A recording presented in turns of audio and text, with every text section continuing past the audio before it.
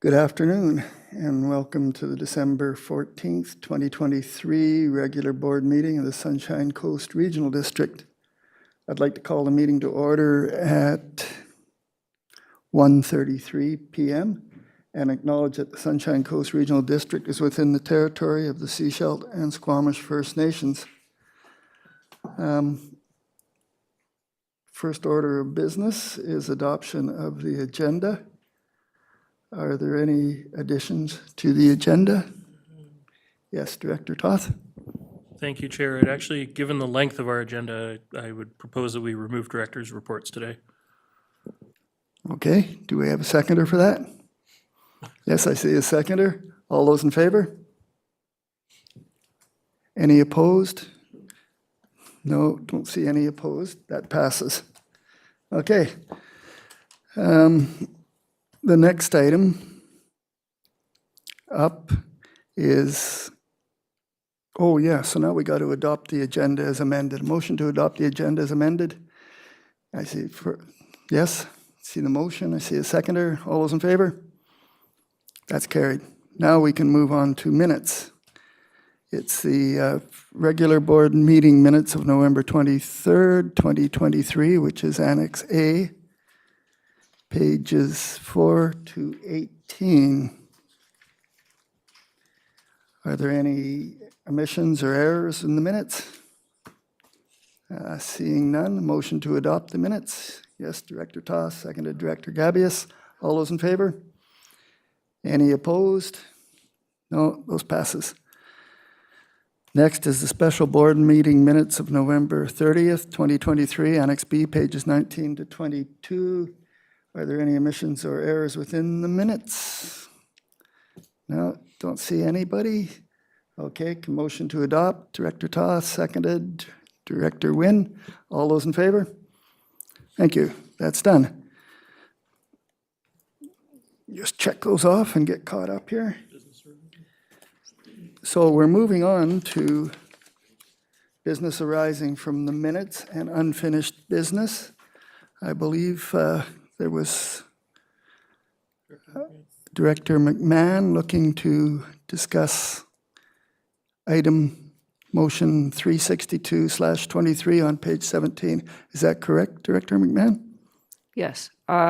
We moved to get a meeting with Minister Cullen about the new Brighton Wharf, and we usually adopt the remaining and then talk, if that's okay. you got it. Business arising. You got it. I got it right. Yes. Carry on. Sorry. So did that happen? Did the meeting with the minister occur? That was my question. Maybe our CAO can fill us in on the whole day. Yes, thank you, Chair. We had some help from Mayor White in getting a meeting set up with Minister Cullen on, it was like 2 Tuesdays ago, I want to say, from 12:30 to 1. It was the same day that we were going down to discuss potentially having the province reinvest into iced tea with the Premier. Unfortunately, when we arrived in Vancouver at 7 in the morning, it was very foggy. The fog never lifted. We were never able to take off in the float plane in time for the lunch meeting to occur with Minister Cullen. We barely made the meeting with the Premier, and Minister Cullen was there for the first few minutes of the meeting, so we acknowledged that we were going to try to reschedule. I'm not aware that we've been successful in finding another date, and I'm not sure if we'll be able to before Christmas, but I know Mayor White's been looking into it as well.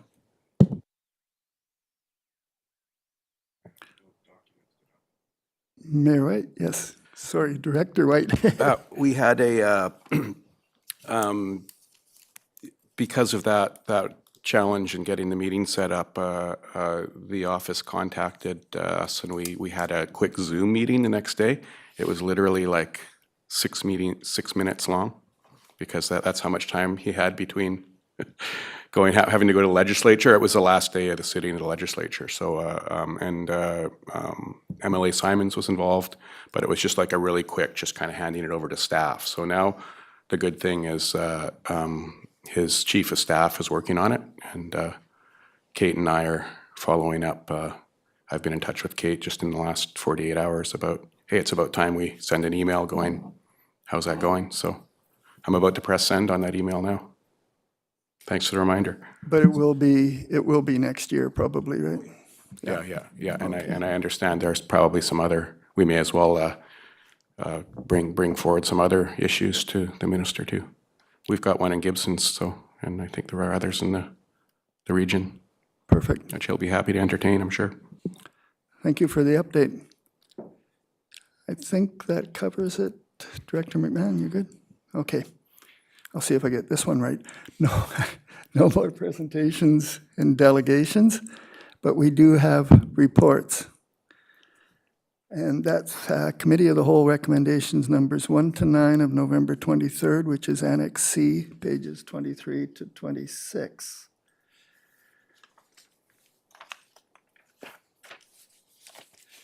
Before we adopt the recommendations as a block, would any directors like to pull any of the recommendations for separate consideration? This is item number 4. I don't have any notes on it. Director White, I see your hand is up.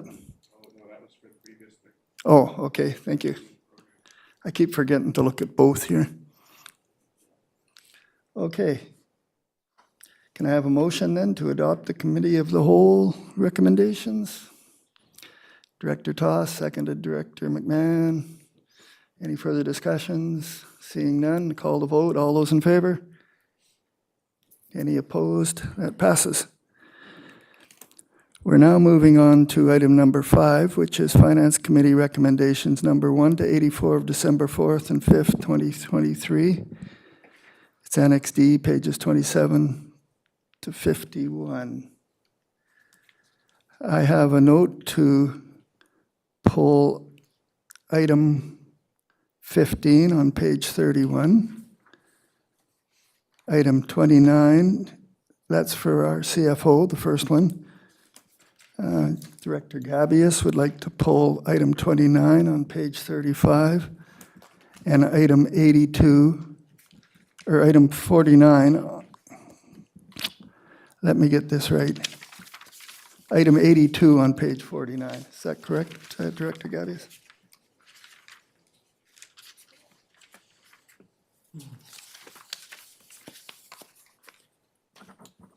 Let me just check.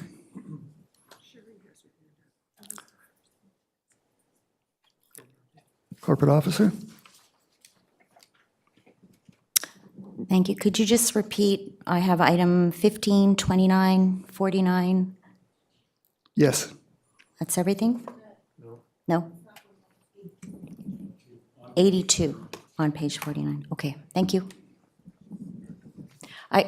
Would you like me to speak to the first item, Chair, or are you going to deal with the rest of the block before we consider these separately? I think we just do it as a block and then discuss them. Okay, thank you. And I see Director Wynn. Thank you, Chair. And in this report, at the end of round 1 of the budget was the Eastbourne well system was discussed, and Director McMahon and I requested public engagement on that, but I don't see any recommendation that came out of that, and there's nothing in the minutes to reflect that public engagement occur. So it's not a recommendation that I can pull because it's not there.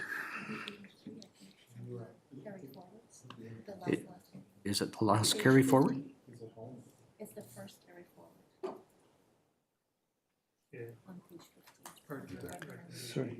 Oh, okay. Eastbourne Recommendation ground. 83. Phase 1.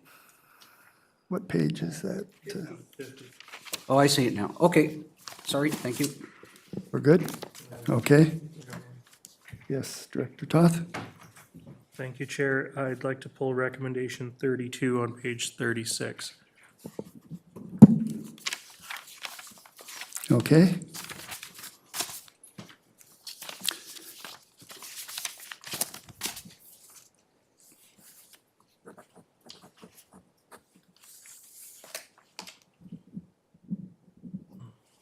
So everybody clear on which ones we pulled? We're all okay to go ahead? Okay, can I have a motion to adopt the ones that are left behind here? Yes, Director McMahon. I see that seconder. Yes, Director Wynn. Okay, all in favor? Okay, so we're back to now to discuss them. And shall we just go by number? We'll go with number 15 first on page 31. I need to get there myself. But I think it's best to go by this here thing.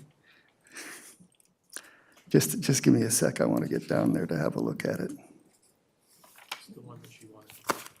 Oh, yes, that's the one I have. Here, corporate officer, please. Thank you, Chair. So we have pulled recommendation 15 just to provide further clarification on the apportionment. And we have provided draft wording for the board to consider, which I believe you have before you.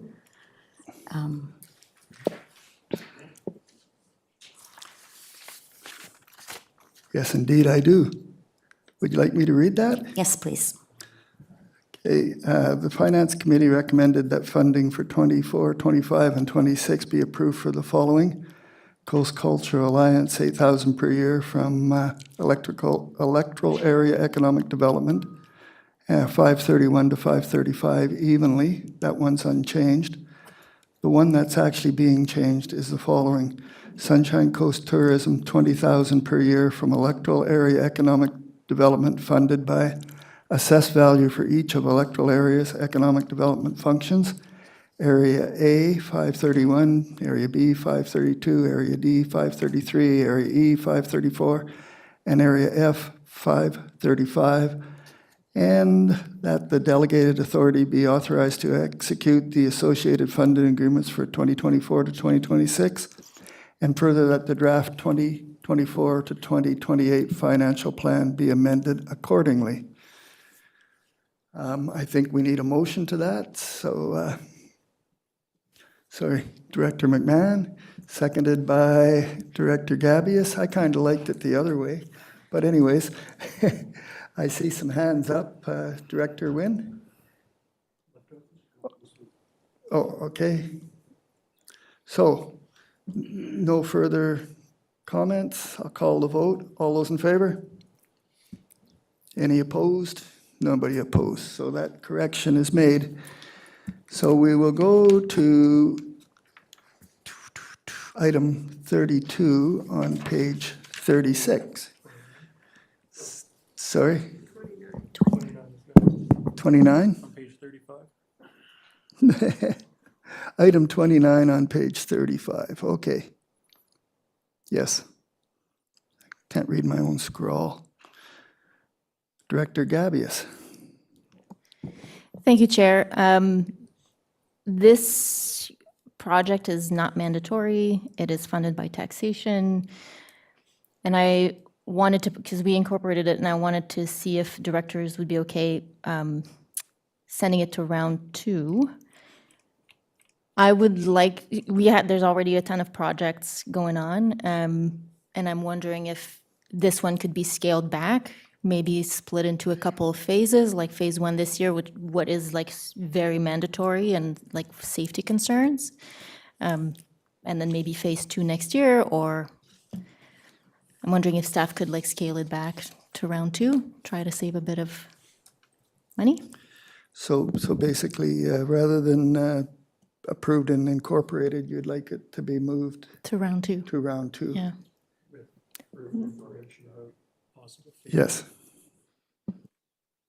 Corporate officer, are we okay with that proposal?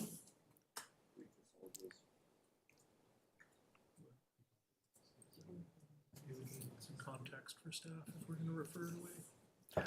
I'll let the CAO follow up, but so our suggestion would be if it is being referred to round 2, is there a specific action for staff to bring forward information, like what would be required of staff in terms of bringing this back in round 2, should the board decide to move it there? Right. I would like to have information about what is urgent and what is, what should be done this year. I believe that the request is for staff to provide us, which is absolutely necessary to do in '24, and what might be able to be deferred to '25. Thank you, Chair. Yes, we can do that. We can provide more detail and provide options for facing this workout in terms of urgency priority based on safety. Okay, so would that motion be clear enough for us to action? Okay, do we have a seconder? Yes, I see a seconder. Any further discussion? Director Inkster, I see your hand up to, Yeah, I'm going to be supporting this, but I would really like us, with a number of those projects that were presented to us, to give consideration to a number of them in this manner going forward. Is there a phasing approach that we would look at? Although there's a lot of projects and a lot of ideas in front of us at budget, so I think board members, maybe I'm speaking only for myself, need second blush at some of those projects to ask the question, can you phase them? If in fact we do it this year, does it mean there's future year funding commitments or is it a one-off? Those are some of the questions that you ask in order to keep the budget under control. So I'll be supporting this. Thank you. yes, thank you. Any further comments? Yes, CAO? Thank you, Chair. To the director's point, the senior leadership team met Wednesday. We went through all of the carry forwards again and everything that's coming forward to round two that wasn't already incorporated, looking at things like phasing. Is it absolutely necessary? What would happen if we didn't do it? What are the implications of that? Trying to position ourselves to provide you with the best information possible at round two. Thank you. I'm glad to see that we're welcoming that. Well done, Director Gabius. So, did we vote on that? Okay, all those in favor? Any opposed? That passes. So, if I've got this right, we're now moving to page 36 to look at item 32. Thank you, Chair. That was my pulling of that item. Yes. I just don't see it as a prudent use of money from taxation at this time. All of my experience up at the landfill has been that the debit machines are working when they need to. And if we're looking at staff trying to take more meetings out of the expanded space up there, things like that, I think that's a broader conversation that we should have, and we should see if there's more of this that we can do in-house before relying on taxation. I know it's only a small amount of money, but it's one of those every little bit, I think, counts. So would you be proposing to move that to round two for further information, or? No, I would just propose to abandon it. Oh, so your motion is to abandon that project then? Okay. Do we have a seconder for that? Yes, Director White? Okay, so. Another zero at the end. Yeah. So, Director Bax, please. Yeah, so I can see the merits in abandoning this initiative. I'm wondering, is that going to change, how is this going to change how people pay for their tipping fees at the dump if there's no connectivity? Are there fallback positions that they can use at the dump if the connectivity is off?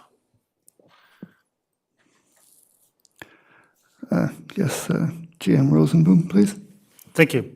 Currently, when we have an internet failure at the landfill, we have the option of processing credit cards by hand. However, especially on Tuesdays and in the weekends, when the lineups are long, in terms of service delivery, we just open the gates and wave everybody in. So there's actually a decrease in revenue as a result of us not having sufficient internet connection. The other, it's not I just responded to a remark by Director Todd. It's actually, we have staff that are working full-time at the landfill, or almost full-time.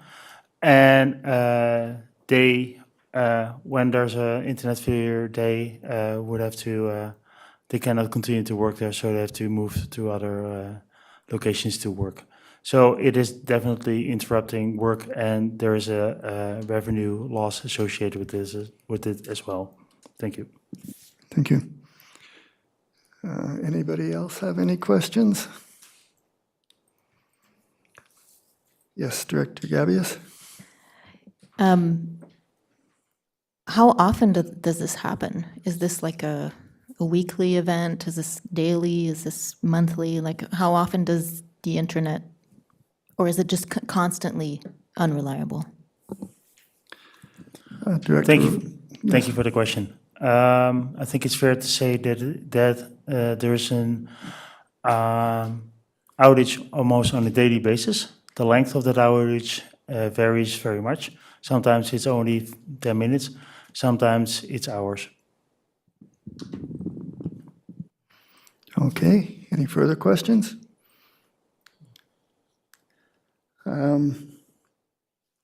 I believe this is a weighted vote. Am I correct, Corporate Officer?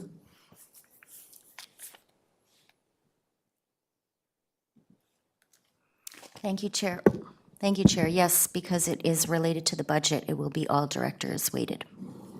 Okay. Whoops, yes, just hang on. I think Director Wynn had his hand up first, and then Director Gabius.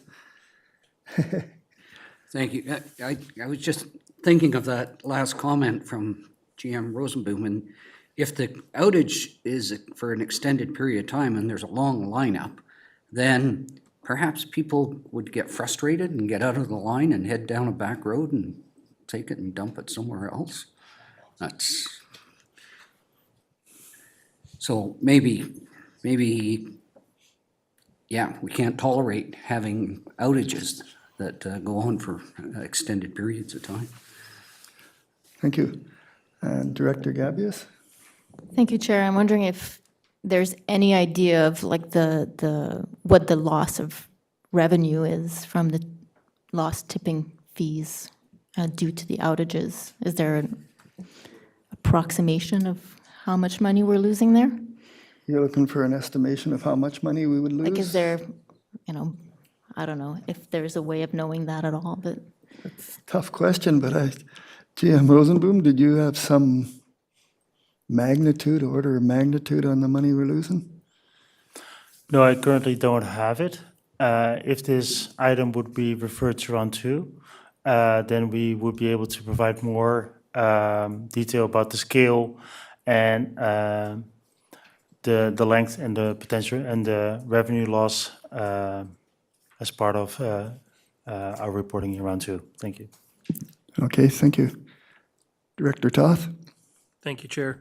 If it is the board's desire to continue on with this project, I would suggest that if the loss of revenue is substantial enough to warrant this work being proposed, that perhaps this should be funded from tipping fees rather than taxation. Because having more reliable internet up there should mean that we collect more tipping fees, which should pay for this work. I don't know that I necessarily need to see more information in terms of staff putting time into quantifying that. But if it was substantial enough to bring it forward, then it should be funded from something other than taxation. Thanks. I believe that would be a question. Would it be possible to fund this out of tipping fees as opposed to taxation? Who could answer that question for us? Yes, GM, please. Thank you. We can look at that option as part of prior to round two. Okay. Director Toth, would you like to amend your motion or vote on the motion? How would you like to proceed? Well, Chair, I don't think we can really amend a motion to abandon this proposal. So I think you should test the will of the board, and if this is defeated, then we can look at something else. Okay. Any further? Okay. So I'll call the question. All those in favor, everybody understands the original motion, right? It's to abandon this, and so that's what we're voting on. Okay. All those in favor? All those opposed? Okay, so that's defeated. Director Toth, would you like to make another motion? I guess I will take another attempt at this, which would be that this, this item, this budget proposal be referred to round 2, with implications to fund through tipping fees instead of taxation. I see a seconder. Any further discussion? No? Call the question. All those in favor? That motion passes. Okay. So now we're on to item 82, which is on page 49.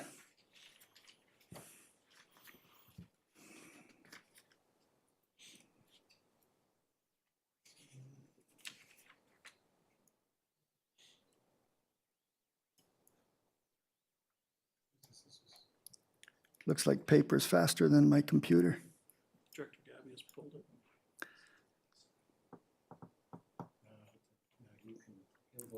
Okay, it's on the bottom of page 49, and I believe I have a note here that it's Director Gabius, please. Yes, thank you, Chair. I pulled it because I didn't feel like I had enough information to make that decision. I'm still unclear as to why this project has been presented, like what the context is, and I would like it to be referred to round 2 with a bit more information as to why we are moving forward with increased security. Okay. So the motion is to move this forward to round 2. Is it simply to reconsider, or would you like further information? I would like further information as to the context of this project. Oh, in other words, whether there's need for security at all? Right, and Okay, that's pretty clear. Do we have a seconder? Yes, Director Bax. Any further discussion? No? All those in favor? Any opposed? Oh, two opposed? No. Can you put the opposed back up again so I got it straight? Oh, three opposed. So that carries then. Okay. So that's going to round 2. We okay with that, corporate officer?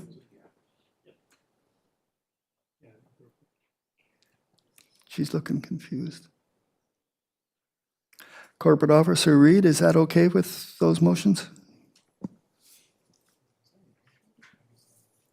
Yes, thank you, Chair. Staff are clear. Yeah, understood, and it's valid. Good. Okay. This is all new ground. Okay, so we're going to move on to item number 6 now, which is the 2024 board appointments. Annex E, pages 52 to 54, and our corporate officer will introduce those for us, please. Thank you, Chair. I don't have a big introduction. This is something that comes forward every year, and we ask the board to revisit their liaison appointments and either affirm them as is or make changes as necessary. It's also helpful if directors can identify for us any committees on this list that may no longer be operating or in functioning. Okay, thank you. So let's just start on the top of page 53. And the first one up is the board liaison appointments for the Solid Waste Management Plan Public and Technical Advisory Committee, PTAC. I understand Director White would be interested in participating in that? Yes? Director McMahon, are you interested in participating in that? I could go as alternate, or I could step back. It really, if Director White wants to be the liaison. And if you still wish to be the alternate, then that's maybe a no. I think that's kind of self-explanatory. I Yeah. would propose that Director McMahon become the alternate as well. Is there any other interest? Okay, so that one's good. Ports Monitoring Committee. We have Kate Louise Stamford as the liaison and Director Gabius as the alternate. Any other interest in that? I understand Director Stamford is fine with doing that. She's probably the most appropriate, actually. We then move on to the WASAC. Right now, I'm the liaison and Director McMahon is the alternate. I'm definitely open to anybody that's interested in being that. Director Toth, would you? I would be open to either being the liaison or the alternate, depending on how anybody else felt. Director McMahon, what would your feelings be on that? I would be willing to step back if somebody else wants to move into that one. I can still attend the meetings. I'd be willing to step up for Wasak. Are you looking for an alternate? We are looking for an alternate. I believe Director Toth would like to be the liaison. And Director McMahon, you would rather not be the alternate, or? You're catching me by surprise here. I had thought that you had wanted to stay on that one, so. No, I'm fine. I'm fine. Yeah, well, I don't mind being alternate, but. Yes. and Okay, if- Director. Yeah, we can all still attend, but yes. I'm quite comfortable with Director Toth and Director McMahon myself, and the less work for me, the happier I am. Okay, so we're now into the subcommittees. Joint use of schools, we have Director Bax, Director Toth, and Director White. Yes, Director Bax? I don't recall a meeting in the last year. So is this committee even active? Was there one? Okay, there was, and I could make that meeting. And so is this committee active? Yes.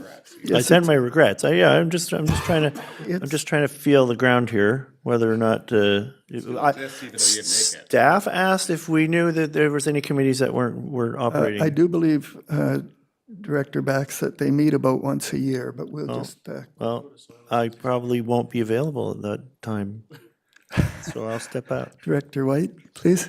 I was just, I'm not, I was going to say, I don't see Director Inkster's name on this list at all.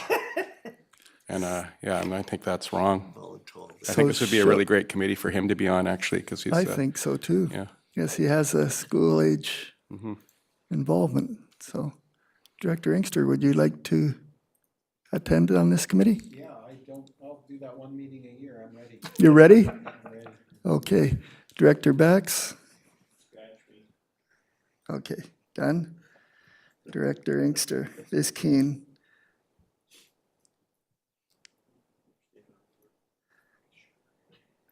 Thank you, Director White. Gibson's and District Fire Commission. We have Area F and Area E appointees. I think we'll, yes, A question. sure. It obviously makes sense for the Area E and F directors to be the appointees representing Area E and F, but is it strictly necessary? Does it have to be the director? Or could you pick somebody from your community, for example, to represent the area? I suspect you could. Yes, corporate officer? It's established in bylaw that it is the Area E and the Area F representatives that go to that committee. We don't need it. So what if we I voted? think we've got that fixed now. Director Bax? Could this position be filled by an alternate director? Corporate Officer? Per the Local Government Act, when the director is not available, the alternate may attend and assume all their duties. So your answer would be that we would appoint the director, but the director could ask the alternate to attend. Got that right? Yes. Thank you. Sorry. Quit laughing. Okay, we're Gibson's and District Library. We have Director McMahon with the alternate Director Stamford. I think everybody's happy with those. Yes? Okay. Seashelt Public Library, we have Director Gabius, and the alternate would be happy if someone else would like to take that. Okay. Director Bax, any other volunteers? No? So that would be Director Bax as the alternate.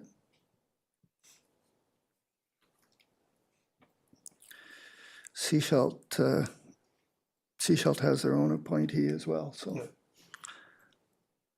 So that's looked after there. Yes. Yeah. I believe that the MFA, it has to be the chair, and the alternate is not specified, but Director Toth, would you like to remain the alternate? Okay. Nothing I did.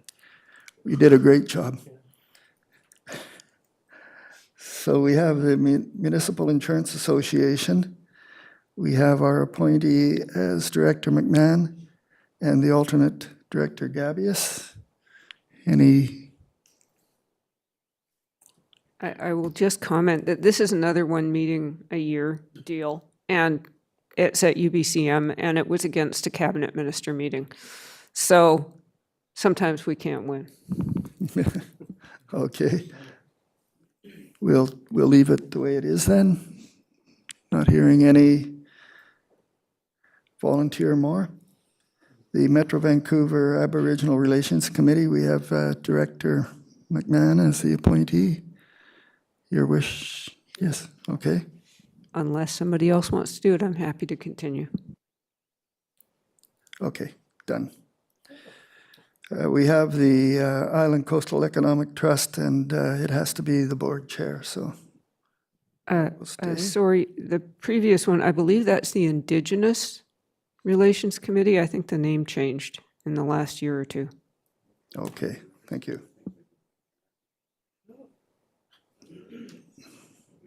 Better name. The next one is the AVIC Special Committee on Solid Waste Management. That committee no longer exists. That one is dead, but long live the, where is it? The other one, the AVICC Solid Waste and Circular Economy Committee. So you can scratch that one off the list. Do we have the, oh, it's down further. Yep. Okay. And I was so eager to continue. You can, you just have to read it. Did I hear a question somewhere? No. Okay. So we're on to page 54, and the first one's Howe Sound Ocean Watch Action Network. And our board liaison is Director Stamford. I haven't received any directions for her to step down, so I think we're pretty good with her. Yes, okay. We have the Sunshine Coast Youth Action and Awareness Committee. Director Bax? I don't recall having a meeting with this committee. I don't think it's an active committee at the moment. Does staff have any insight into the activities of this committee? No, okay. Director Well, White? nobody's contacted me. Did you have some information on it, Director White? I just haven't heard about this committee for like 5 years or something. Okay. That's my information. How would you like? I think we recommend proceed? we scratch them until they get in touch with us. Yes, Corporate Officer? As the board wishes, this was actually one of the committees, and I had a question about, I wasn't sure if they were still active, so we can always scratch it from the list, and they can always contact us again should they be seeking a representative from the regional district. Okay, has anybody got any objections from scratching it from the list? Don't see any objections, we'll take her off.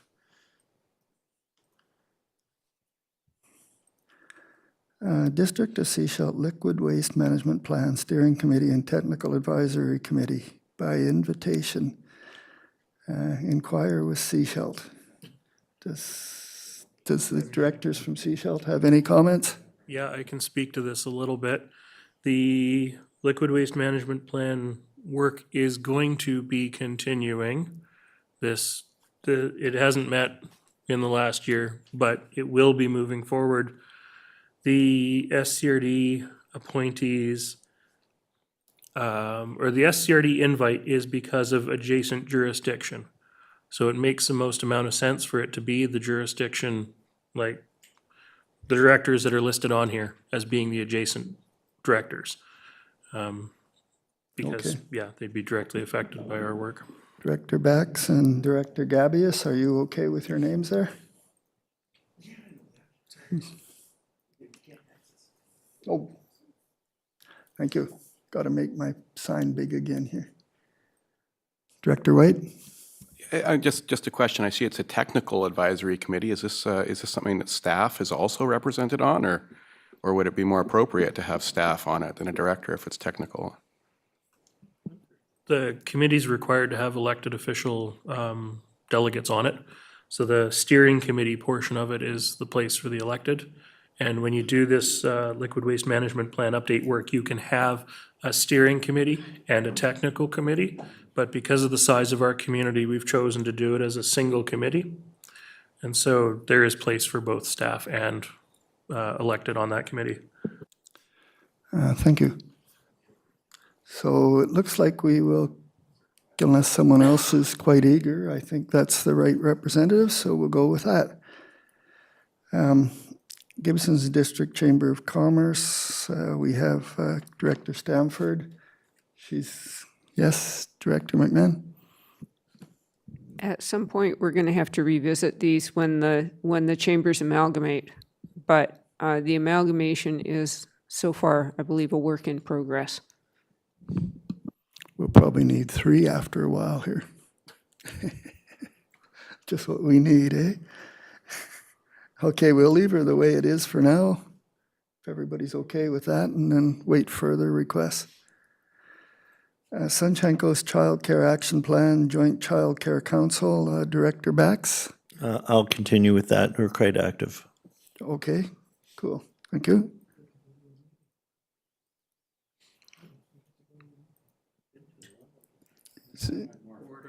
Is there discussion down there about, no, it's chit chat, not discussion. Okay. Sunshine Coast Seniors Planning Table. We have the board liaison as Director Gabius. She's happy to be doing that. They're probably happy to see her too. Darn kids. Okay, Association of Vancouver Island and Coastal Communities Climate Leadership Plan Steering Committee. And right now we have Director McMahon and Director Gabius. You happy to continue? Nobody clamoring to get on it otherwise? Okay, that's a done. Then we have the Vancouver Island Coastal Communities Committee on Solid Waste and Circular Economy. Director Toth? Thank you, Chair. I'm the alternate on that. I've been completely unable to attend anything, even the things that were invitational to alternates. So I'd actually like to come off of that. Okay. Is there someone else interested in becoming the alternate for that? Vancouver Island Coastal Committee's Committee on Solid Waste and Circular Economy. Director McMahon, could you describe that a little bit for us? This is another one that doesn't meet very often because there is an associated staff committee that meets, I think, twice a year or quarterly, and then the idea is when things get rolling, because it's just getting set up right now, is that the electeds will meet infrequently. So I'm happy to stay on there. I don't know if we desperately need an alternate. Okay. Director Inkster could be perfect for that one. Director Inkster, would you like to be the alternate? Yeah, I like the one or no meetings a year. Yeah, I Prefer that. Preferably no. Yeah, although I wonder if Councillor Toth is, Councillor Director Toth's not making it, I wonder if I could make it. Our schedules are similar, but sure, why not? Yeah, one meeting a year, here I come. thank you. Yeah. This is replacing the planning we were doing together on solid waste, and it could end up that way. So, maybe. Is it online mostly? Yeah. Okay. Hearing no more comments, Director Inkster, you're it. Thank you very much. Okay. We have the Southern Sunshine Coast Ferry Advisory Committee. We have Director Stamford on that. I think we will keep it that way. I wish she was here. I don't know if she's actually attended a meeting or not. Actually, Chair, if I may. Yes, Director Toth? I wonder if the District of Sechelt representative to the FAC could advise whether Director Stamford has been officially appointed to that committee by BC Ferries. Well, the appointments hasn't changed. We're all still on the committee at the beginning of last year. I'm sure if the board makes a continuing recommendation that the appointment will continue, much like the District of Sechelt. It hasn't changed. I didn't think it was annual, but if it is, we just have to reconfirm, I'm assuming. I haven't heard them ask for us again. I thought it was for our term. So, yeah, and Director Stanford is there at the meetings, as am I at every meeting, so thanks. Thank you. Yes, Director Nguyen? Yeah, thanks. I have talked to Director Stanford after she's been to these meetings, and yes, because of Route 3 and Route 13, and yeah, she's there representing islands and the mainland part of the coast here too. She's one of the few of us that get to watch her go past her house. Seems quite appropriate. Okay, Director Stamford. Sunshine Coast Economic Development Organization, right now we have Director McMahon and Director Lee. Yes. Director McMahon? I'm happy to continue. I'm actually happy to continue on this as well. I was involved in one of my previous lives as the Director Toth. No, I'm not volunteering. I just wanted to point out that I think the title of this is missing regional. The Yes. initialisms, or the acronym is there, but the description is not right. Okay, thank you. Missing one word, regional. Okay, thank you. Sunshine Coast Tourism Advisory Committee. Right now it's Director Gabius. Any comments? She's Happy to keep going with that. okay, good. Sunshine Coast Affordable Housing Society's Intergovernmental Liaison Group. We have Director McMahon and Director Bax. I'm happy to continue. Those are good meetings. We meet, I think, monthly for 1 hour and just do a roundtable on housing situation across the Sunshine Coast. I find it quite helpful. Okay, both directors are happy to continue. Good. Sunshine Coast Regional Accessibility Committee. We have Director Gabius and Director McMahon. Yes. Yes, we don't know what it's going to be, but I'm happy to stay on. We just got voted that thing to get started just recently, didn't we? So probably going to be active shortly. Okay, we'll do that. I think, yes, Director Dax? Yeah, I have a question. I'm going to regular meetings of other groups that are not listed on this, and I was wondering, what is the process of becoming a recognized committee for the regional district. There's a couple of groups that I'm part of. One is known as the Thriving Communities. I'm meeting again with them on Monday. We have monthly meetings, and there are representatives from the other local governments that come to it. And then there's another group that's offshoot of the senior planning table. That's became a work group. We've kind of morphed into the Transportation Planning Committee, and we're bringing together different stakeholders in transportation to discuss and advocate for that. So I was wondering, what is the process to become a committee here? Yes, Corporate Officer. Thank you for the question. So if you look on page 53, you'll see a subheading. Halfway down, it says appointments to other committees and boards. So everything from there on down, these are actually organizations that have contacted the SCRD either by correspondence or they've come as a delegation, and they've actually presented to the board an offer for a board liaison to attend the committee. And I guess at that time, the board would decide whether there's a regional district business need to be in attendance or an interest. And then at that time, the board can decide whether or not they wish to appoint a liaison. Okay. I think that answers the question, and we now know how to do that. Okay. We're on to item, oh, yes, sorry. Director White. Sorry to draw this out, but I have been trying to figure out this Thriving Communities thing the last few days, because we have somebody from our council who goes, but that was never a liaison, or there was no request or anything to our council. Or I had a meeting with him yesterday about it. He doesn't really know why he's there, or or how this came about. And he mentioned there's all these overlapping committees, and it's kind of awkward actually, because there are certain liaisons that aren't happening with some of the business that's discussed at this committee. So I don't,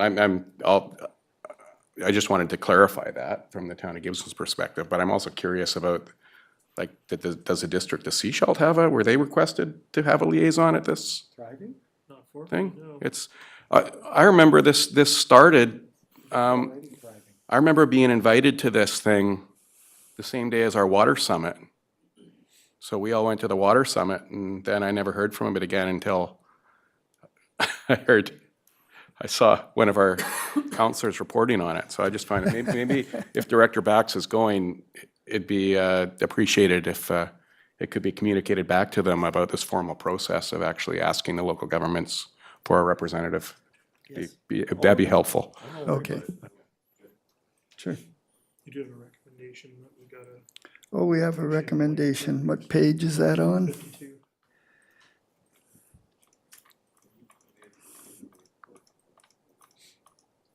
Chair, if I may, the recommendation on page 52 says that the board appoint directors to the committees and organizations set out in attachment A of this report. So I'm happy to make that recommendation. Okay, we have a seconder? As amended. As amended, yes. Yes, I see a seconder. Any further discussion?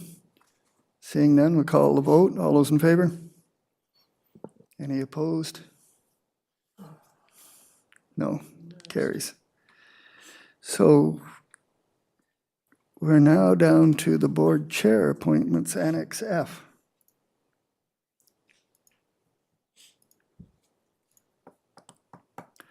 Corporate Officer? Thank you, Chair. These appointments are made in accordance with the Local Government Act, and they are actually appointments made by the Regional District Board Chair, and they are brought forward here just for the purposes of public transparency. So it's not necessary to debate any of the appointments. Unless the Chair would like to make changes, we'll just accept them as presented. Okay, thank you. Is there any questions? I believe the Electoral Area Service Committee on page 55, all directors should be EA directors according to the policy. Terms of Thank you. reference, The yes. current terms of reference does identify electoral area directors as the members. If the chair wishes to appoint all directors, we would need to amend the terms of reference and bring those forward. No, I think I'll keep it that way because of the need to have a quorum. If we make more, then the quorum becomes too large. However, I'd like to remind everybody that all directors are welcome to attend, and I'm very happy to make a motion for you to attend when it's time. So anybody that wants to attend, make sure they do so. We really welcome more voices, the better. It's a technicality of, just in case you decide not to come. Yes, that's right. Yeah. Yes. The reason that we make it EA. Yes. Okay, now the next item that the board has is, the board chair, is the Board Policy Review Committee. The members currently are Director Bax and Director Toth, and I'd like to add Director Gabius to that. Is there anybody else that would like to be appointed? It's okay, cool. Yeah, members. Members, yeah. Okay, Like to move the list to be affirmed as amended. we have a motion to approve the list as amended. We have a seconder. Oh, we have a question. Director McMahon. I do have a question. If you have a committee that has a quorum, is it awkward? The Policy Review Committee, I was under the impression it was more like a working committee. Do we have a quorum requirement for that committee? We would have a quorum requirement. It would be set out in the terms of reference, and it would be a majority of the members, so. All right, let me try and rephrase that. If a quorum of directors are on the committee, then the recommendations coming forward would seem to carry excessive weight. Does that? All right, ignore me. Committee of the whole? No, that would, yeah. Still got to go to the board, and that's where the decision would be made. Okay, got that good? Okay, so we'll vote on it. Everybody in favor, as amended? Any opposed? No? My screen keeps freezing. Anyways. Let's keep going.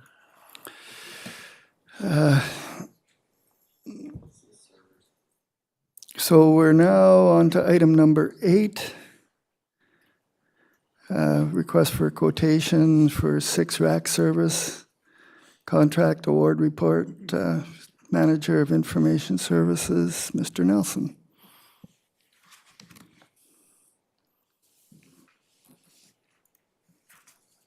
Thank you, Chair Lee. The report requests award of a contract to Catan Technologies. Just a sec, one computer needs to be muted. Sorry, yeah.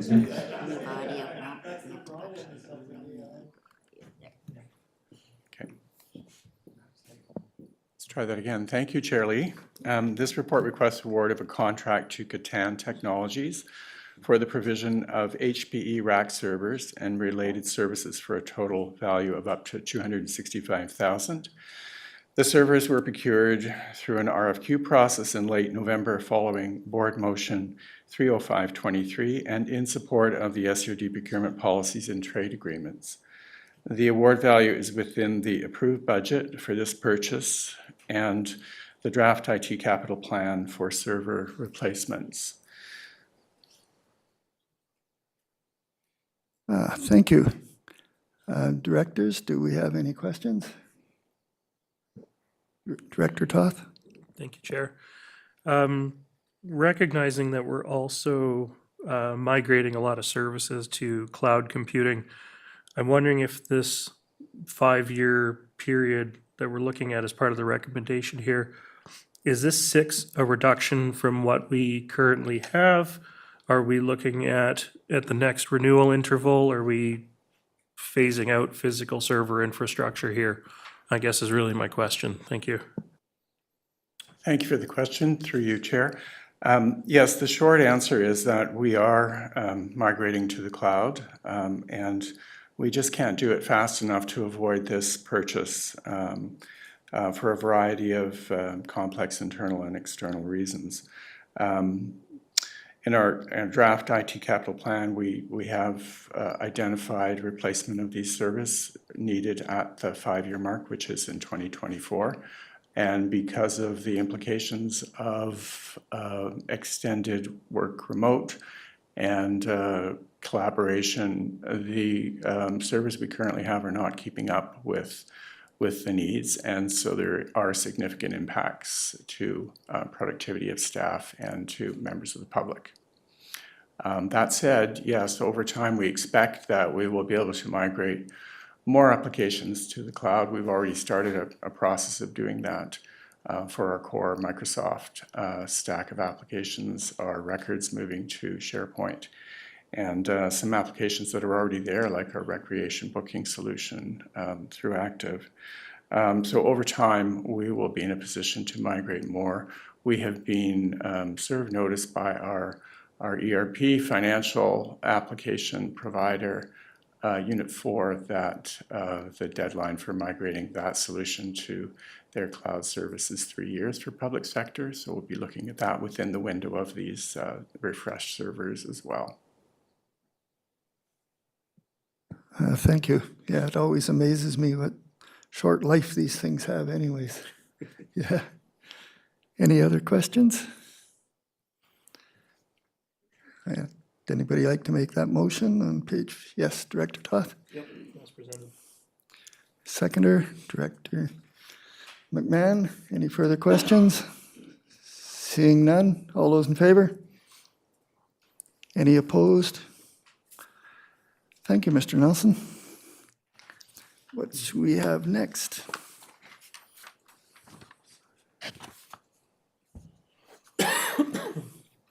Okay, we're moving on to number 9, which is Seashell Landfill Environmental Pollution Insurance.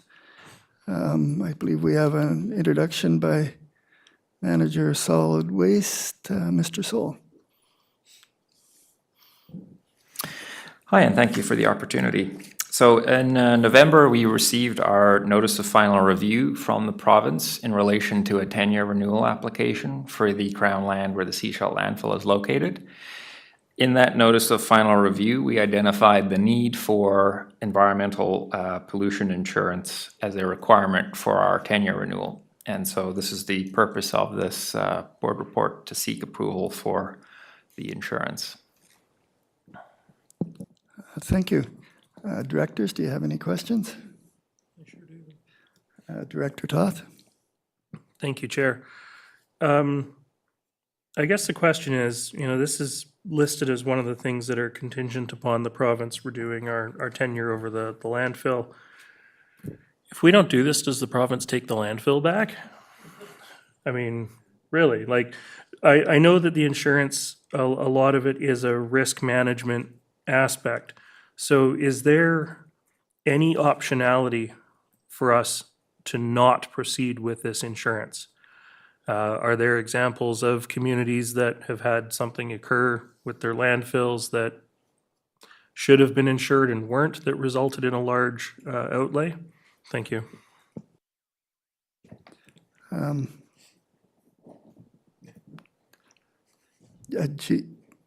J.M. Rosenboom? Thank you. This requirement is rather new for the province. I know historically they've never had it. At the time when I was with the province, this was not part of the land tenure process. So it is a new policy the province introduced over the last several years. The question: what will happen if we not have this insurance? Then we won't get a land tenure, and then we're out of compliance, and the province then will take next steps as a result of that. And I think there will be enforcement and potential penalties.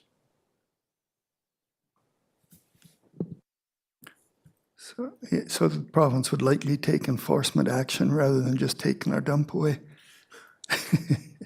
Okay. Director Toth, you okay with that? Oh, sorry. Is there any other questions? Actually, yeah, I want to do a comment. Director Toth? Thank you. No other questions. I'm only being a little facetious in the question in that, this is a regulatory change that may or may not have basis in actual fact. This is just an example of the province saying, thou shalt, and we have to jump, regardless of the cost. So it's actually 20 grand for the Pender Harbor station, but it's 60 grand for the Seashalt landfill. So we're talking about $80,000 here that a year ago we didn't have to have. And for no discernible reason other than the province says so. I think yes. GM Rosenboom? Thank you. I'm triggered by this remark to make another remark. We had the same conversation with the province of why this is a landfill. We're not an industrial complex where you don't want pollution. This is a landfill that is sitting there for 60 years, and we know what the environmental implications are. And there's not a risk of spill or fires or whatever, so or fires that could cause with chemicals and all the kind of stuff. So we had a conversation with the and they said no, it's according to provincial policy. So the people we talked to, they were like, our hands are tied. Thank you. Could I get a motion to, anybody willing to make a motion here? Director Gavious had moved it, seconded by Director McMahon. And Yes, Director McMahon, you have Can comments? can we move to enrich the insurance industry via this proposal? Okay. Any further comments? Yeah, I do. Yes, Director Toth? Thank you. What does this insurance rider buy us? Given that, the landfill is a fairly contained, fairly known hazard, what does this actual $80,000 buy us in insurance coverage?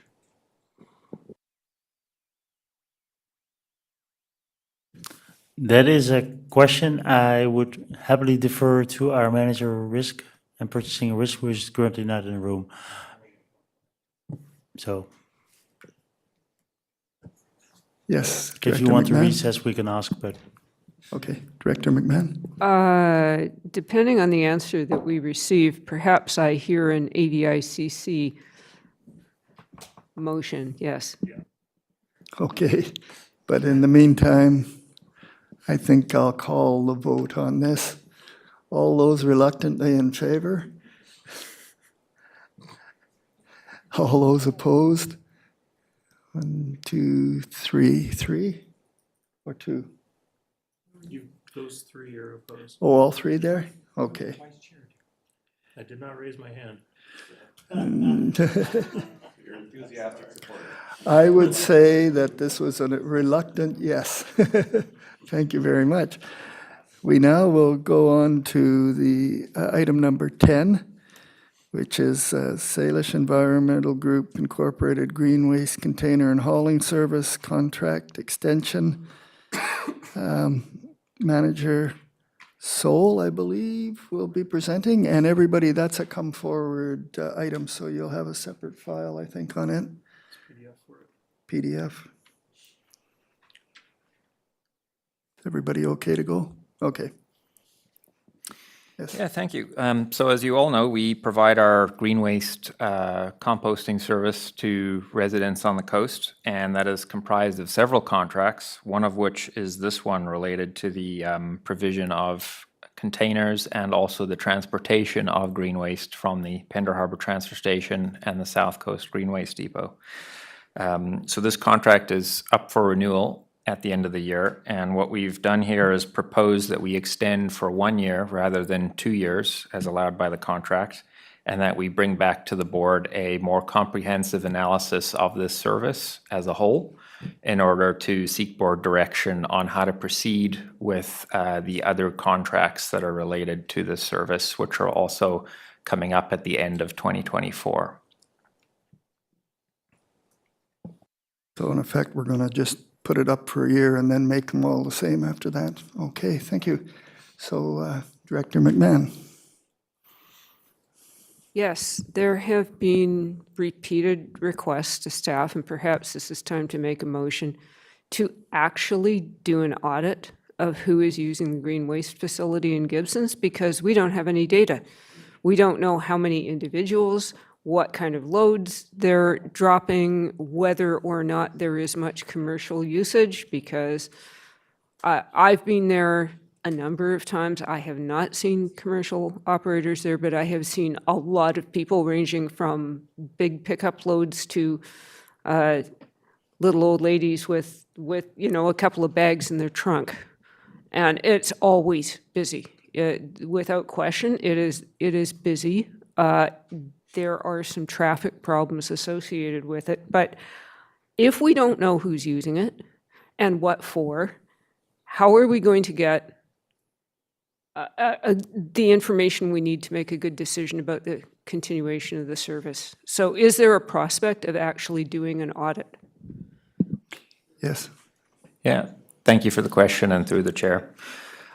We did investigate doing an audit through the summer when that depot sees a lot of customers, and we did hire casual staff through the spring with the intent of doing that. However, staff retention is a problem when it comes to casual staff, and by the time we got to summer, we were at a point where we would either be able to do this survey or we would have to close the landfill or the Pender Harbor transfer station. And so we chose to prioritize those sites. It's certainly something that we can investigate again when we do our hiring process for the busy summer season and try and beef up our staffing complement. But I can't guarantee that we'll retain those staff in order to perform an audit. Follow up? Would that be a possibility for a summer student or two? Yeah, thank you for the question. I did investigate that option as well, and the one issue with using a summer student for this is that it's not really enough work to keep a summer student around, and so we'd be scrambling to find other things for them to do and also paying their required salary for this. So we kind of deemed it not really financially feasible for the return we would get out of it. Thank you. Director Toth?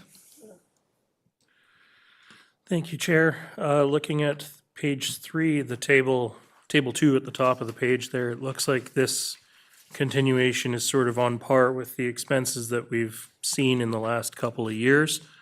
So I don't have any great, I'm fine with us continuing with this 1-year renewal for the time being.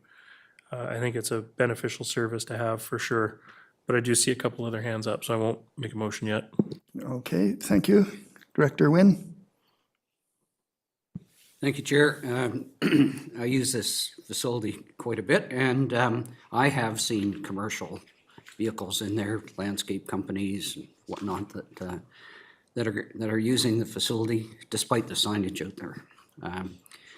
And as to an audit, yeah, I absolutely agree that an audit would be a good thing, but I suggest that the fall is the better time because that's when the lineups are the longest and the fall cleanups and people are cleaning up their yards and prunings and doing all that.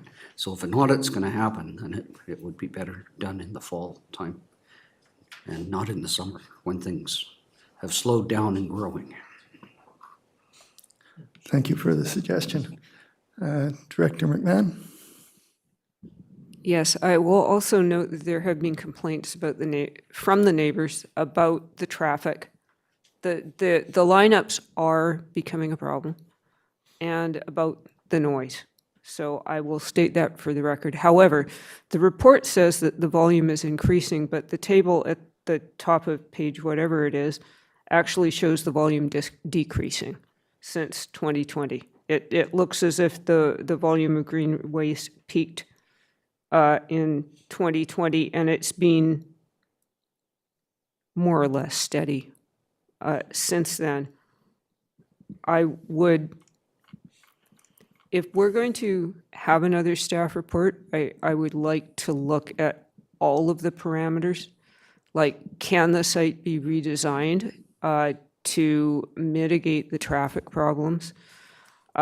Is there an alternate site? But it's, if we are, the town of Gibson's has banned backyard burning altogether. So if there is no alternative, well, there has to be an alternative for residents of the town. And we ban burning in the summer, so we also need alternatives. And a large portion, I can tell just by looking, a large portion of the material going in here is invasive species. And so that's appropriate, because otherwise people are dumping invasive species down the ravines and they're getting into the riparian areas. So we need this. I'm okay with a 1-year extension. I think it's going to take longer than a year to really look at all our options based on the previous reports I've seen and some of the issues around this site. Thank you. Okay, we are really just talking about the hauling here, so that's what the motion's all about. Someone like to make that motion? Yes, Director McMahon? Do you want to make that motion that's on the top of our item number 10? I don't think we need to read that out. I think everybody knows, got it. Okay, do I have a seconder? Yes, I see a seconder, Director Toth. Any further discussion? Director Wynne, your hand is up.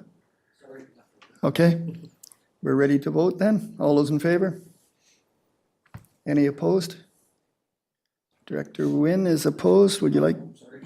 Oh, no, he's not. Okay. Too quick. Well, thank you. So I think we're done. Thank you, Manager Sol. We're done item number 10. We're now moving on to item number 11, which is appeal of decision requiring development approval information as part of a related development application for a proposed ship breaking use. Annex I, pages 61 to 74.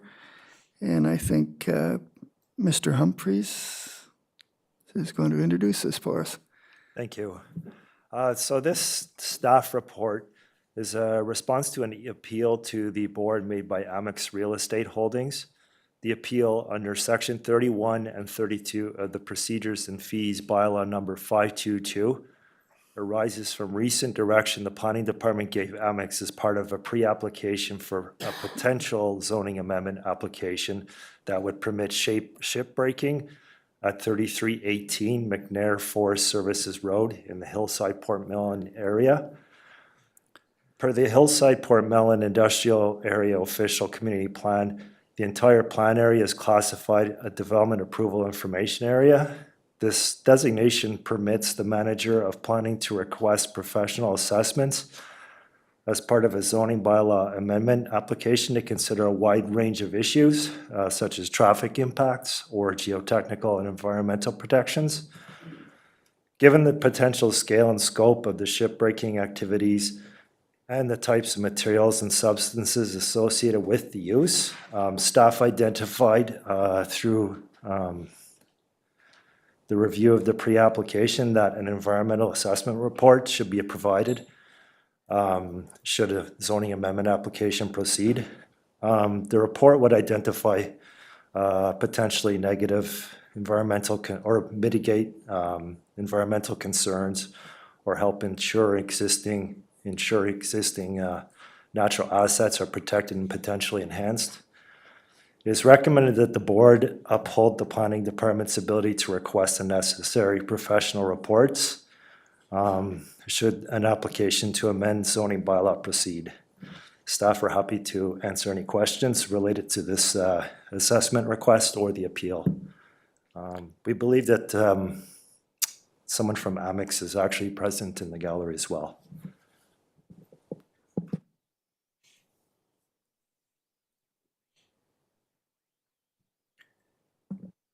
Can you see who's in the gallery? My name is Mark Annabelle. I thank you for hearing our appeal, Mr. Chair and directors. Amex follows all environmental requirements for all their activities in their various locations throughout the province. And we would do the same in Hillside. The issue we have is that when I got this report and I considered hiring our environmental consultant, the issue is, what's the incremental risk of the operation? And when you look at the actual permitted uses on the site, they're all permitted. And so there's really no, when you repair a vessel, which is permitted, the difference between repairing a vessel and deconstructing a vessel, they're the same steps. So, again, we'll continue to comply with all environmental regulations throughout the province. We always do. It's just that this is an overreach, in my opinion, in terms of a requirement. Because when I considered retaining an environmental consultant to do the work, I simply didn't know what the baseline was going to be. If the baseline is the existing permitted uses, well, there's no incremental change in use. So I don't know what the assessment would be assessing. So thank you very much for hearing my appeal. Thank you. Directors, we'll go into questions, and I believe Director Wynn has a question. Thank you, Chair, and thank you, Mr. Annabelle, for joining us. So derelict vessels and vessels of concern are certainly a huge issue in Howe Sound and throughout the Salish Sea too. And in fact, in West Howe Sound, we've had 2 large vessels, by large I mean in excess of 150 feet, sink within the last few months. So they were destined to be, maybe not through this facility, but through some facility to go to a shipbreaking facility. So I think it's important that we recognize that this is a urgently needed business, and but it must be done in a manner that doesn't harm the environment. And I think that especially the marine environment, of course. So and I appreciate that the staff report has mentioned that the location of this facility is within the Katsom Howe Sound biosphere region, and I appreciate that because I'm a director with that organization, and that the values that we hold for Howe Sound through that organization is one of that balancing the biodiversity conservation and environmental protection along with sustainable development. And it is a careful balance point. And so I understand that it's it will be done in an environmentally appropriate way, but we need to have a baseline through an environmental assessment and through any other requirements of, as required, a geotech and possibly a riparian assessment report to set the baseline so that we can measure and make sure that it will be done and won't have an effect on the values for Howe Sound, environmental values. So I'm certainly in favor of the recommendation. I do want to ask a question about clarity on the recommendation requiring the applicant to submit development approval information. And in the report, there's an option 1 that specifies environmental assessment and if required, geotech and riparian assessment reports. So does that need to be spelled out in the recommendation, or are the words development approval information sufficient to cover everything in option one? Thank you. Mr. Humphries? I believe, yeah, it's requiring development approval information would capture all the requirements. Thank you for your question. Okay, Director McMahon? So Director Nguyen suggested that the reason we need this report is to set a baseline. Is that correct? Because my understanding is that we don't have any jurisdiction to regulate shipbreaking activities. Is that the case? That's provincial?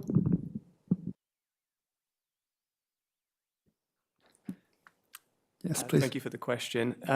In terms of the provincial aspects around shipbreaking and federal rules, yeah, they would follow those. What we're really trying to assess through the environmental assessment is other site-specific aspects related to, say, the foreshore and the riparian areas on the site. And as part of a rezoning application, that's something we're able to ask for with this being in the development approval information area. Yes, thank you. Director Bax? Yeah, I just have some questions about this particular activity is very sensitive in a UNESCO biosphere recognized site, and I understand the company's been around for over 50 years. Doing this kind of work for a while, but I think they need to understand that we need to know that they're going to do that we're going to be expecting them to do a very good job of maintaining the site so that it does not damage the biosphere that they'll be working in, and so I have to. I have to ask them for this study. Thank you. I believe I'll go to Mr. Anable. Sorry if I got that wrong. Thank you. We will do the geotechnical study. That's not an issue. Riparian rights, we always have to do that, and we always have to do an assessment of those. But there is a additional requirement for the environmental assessment that's beyond those, that those are what I'm appealing. All the other environmental things, absolutely. And you mentioned the UNESCO designation of the Howe Sound, which I think is great. In my opinion, the whole Sunshine Coast should be a UNESCO area because it's so beautiful up there. Okay, thank you. We'll go to Director Paul. He hasn't had a chance to talk yet. Thank you, Chair. I just wanted to confirm, I think it goes without saying, but I wanted to make sure that there's communication to the Squamish Nation, because they may have some cultural sites around there and stuff, or something else that it may impact too, and they should absolutely be consulted on this kind of stuff. So I just want to make sure that's on the record, that they are contacted with this, right? This is very important. It could be a very contaminating site to the area, could have different stuff that impacts it. I mean, my limited knowledge of stuff on the sea is that sometimes boats can get out of control, sometimes things can get loose, and it could damage stuff up and down that little area outside of their designated area. So I just want to make sure that that's consulted with. Thanks. Mr. Humphries, did you have a comment on that? Thank you very much. We will definitely take that into consideration. Thank you. Mr. Nguyen? Director Nguyen, sorry. Thank you, Chair. And that's a very valid point. I was going to raise that next, actually, was consultation with the Squamish Nation. And I think that the value of doing an environmental assessment now is that it has a history, that whole area, of being quite a dirty site. And so it's important to establish what is there now, and so that it can be measured later and compared. And that was my point, to set the baseline. If it's a dirty site now, how dirty is it? Not responsibility necessarily of the proponent to clean up the whole place, but to know where it's at now, so that as work proceeds, then it can always be looked back on and say, no, that was existing. Thank you. Mr. Annabelle, do you have one final comment before we proceed? Sure. We've already done baseline assessments of the site. We've already had riparian people up there do an assessment of where the setbacks need to be. We will engage with the First Nations in consultation soon. I don't want to commit to a date, but that's kind of, I would suspect, in the new year. But I understand everybody's apprehension about this activity. My main point is the activity is no different than ship repair.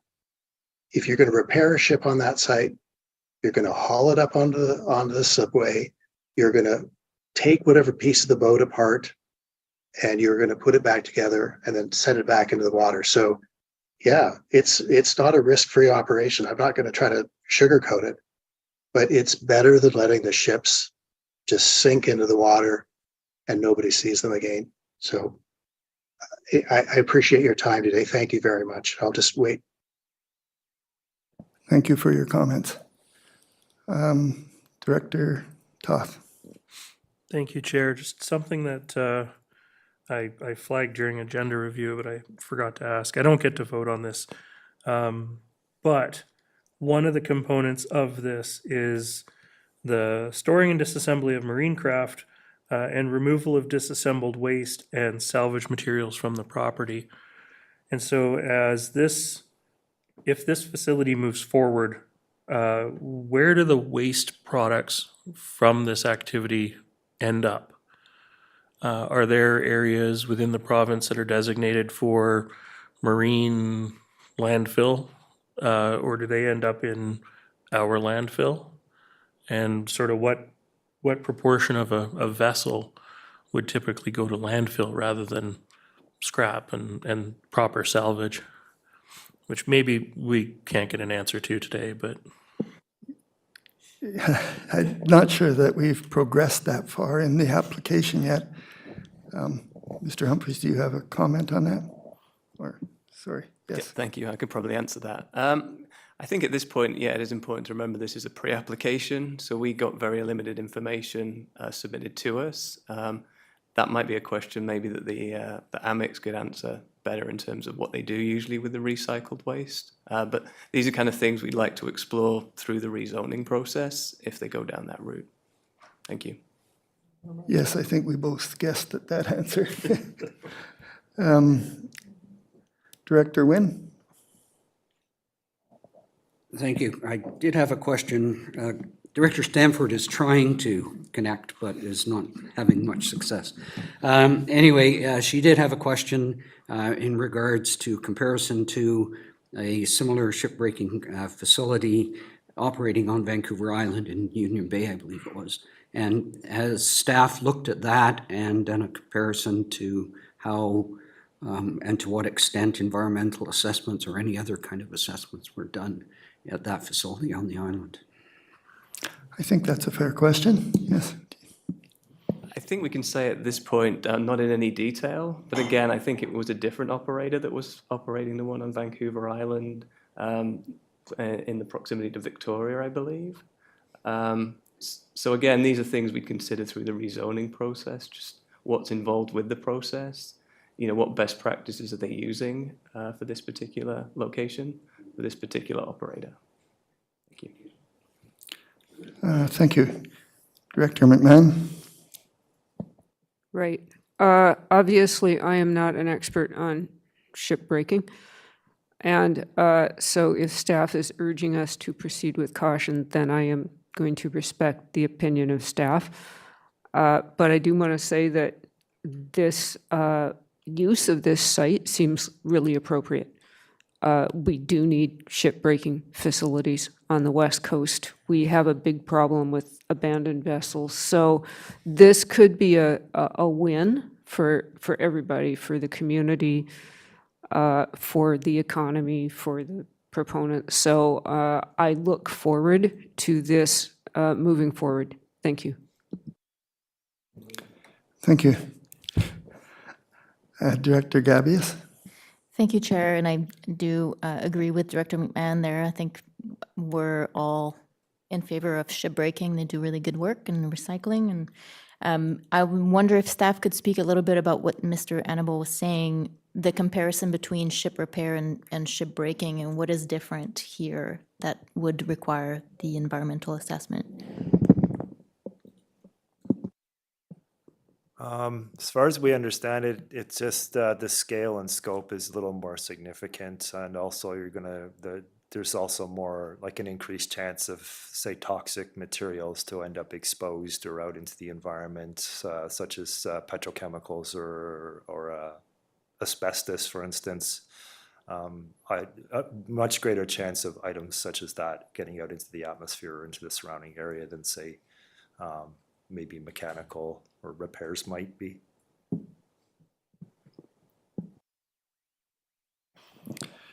Director Bax? Well, and in reference to Director Wynn's statement earlier about the companies on Vancouver Island, I dug into it a little bit, and there was a couple of companies that were operating in Union Bay that were that had only been in operation since 2020. And so they did a messy job, and they ended up in court. And but I don't want to see a company like Amex, which has been operating since the early 70s, doing the same job, be painted with that brush. I trust that they'll do a good job, but we need to know that our waters are going to be protected, and in partnership with them, I'm sure the job will get done. Okay, thank you. Would someone like to make that motion? Yes, Director Wynn is making Thank you, that. Chair. I'll move the recommendations in Annex I. Thank you. Do I have a seconder? Yes, see a seconder. I'll ask the question. All those in favor? Oops. Got a question down there. Sorry, got a question? Oh, the motion was to accept the recommendations on page 61.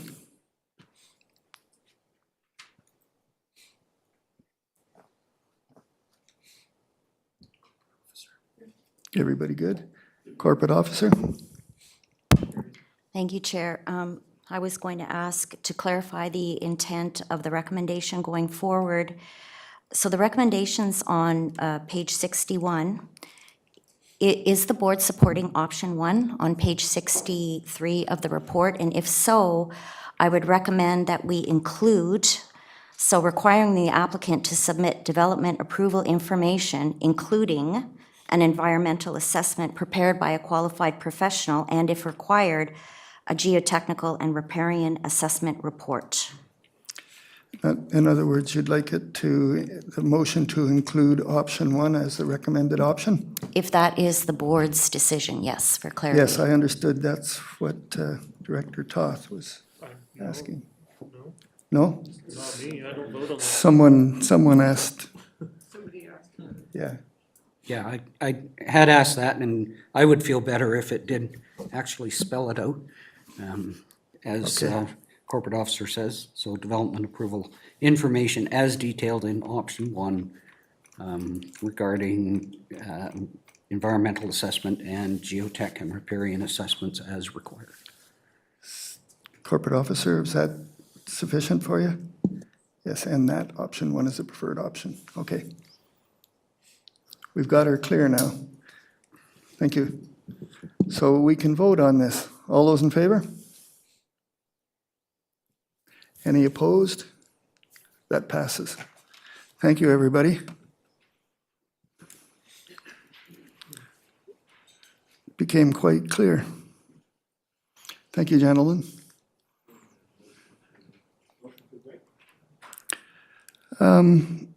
Let's do one more, and then we'll break, okay?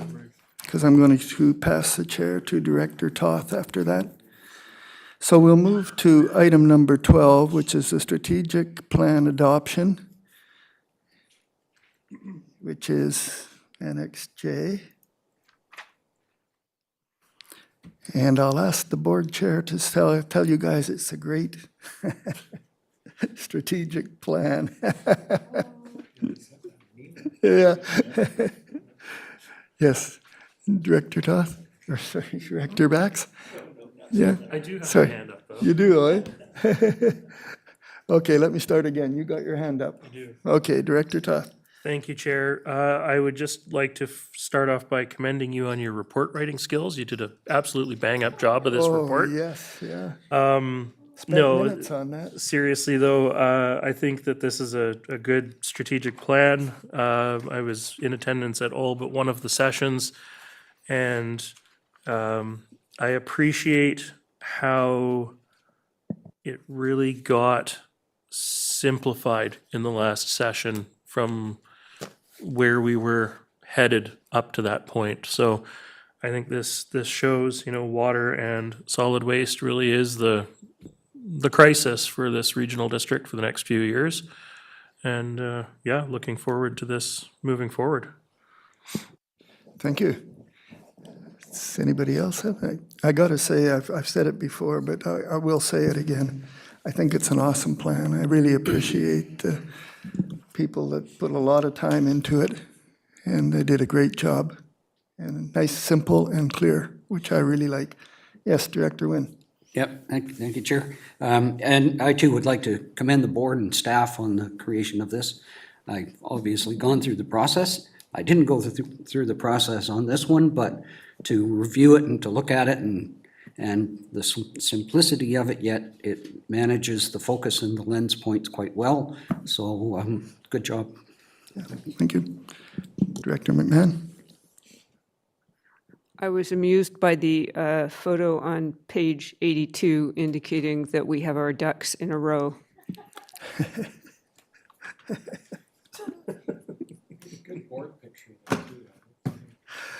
Okay. We need a motion. Yes, Director Toth. Yeah, I will move adoption of the strategic plan as worded on whichever page that Page was. I lost it. 75. Thank you. Yes. Do I have a seconder? Yes, I have a seconder. Any further discussion? No? All those in favor? Any opposed? No, that passes. Okay, I'd like to take a 5-minute break. 5 minutes okay, you guys? Yep, okay, we'll take a 5-minute break and then we'll proceed with item 13. Thank you.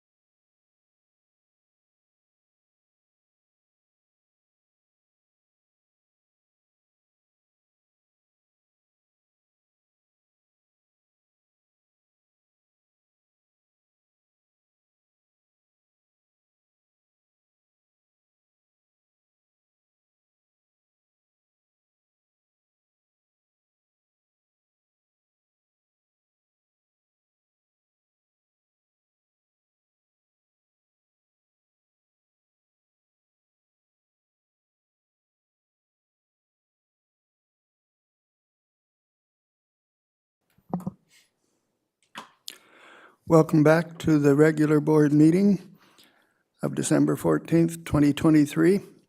At this time, I'm going to pass the chair over to Vice Chair Alton Toth to finish the agenda for us. So Director Toth, please take over for me. Thank you, Chair, Director Lee. Next up, we have Annex K, which is the response letter from Modi.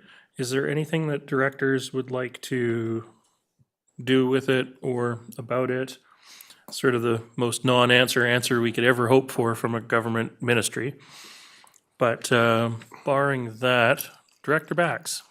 Can we direct Moti to give us a heads up when they make a hire in the Seashelt office? Will they let us know if there's actually someone there? I believe that will come to us as a matter of regular business when they do make that appointment. Like if somebody gets hired Christmas Day, I want a phone call. I will phone you on Christmas Day to let you know that nobody's been hired. Okay, then in that case, we're going to move on to Annex L, which is bylaws. So this one is Sunshine Coast Regional District 2024 Revenue Anticipation Borrowing Bylaw, number 762-2023. We do have a staff report here. I'm not going to ask for an introduction. This is a standard order of business for the regional district every year. We do have staff here if directors have any questions. Director White? I move first, second, and third reading and adoption of bylaw number 762. You're moving the recommendations on page 91. Thank you. Seconded. Easy. Director McMahon, I see your hand up. Is that okay? And this is voting all directors. All those in favor? That's carried. Thank you. So now we have to actually go to the bylaw reading.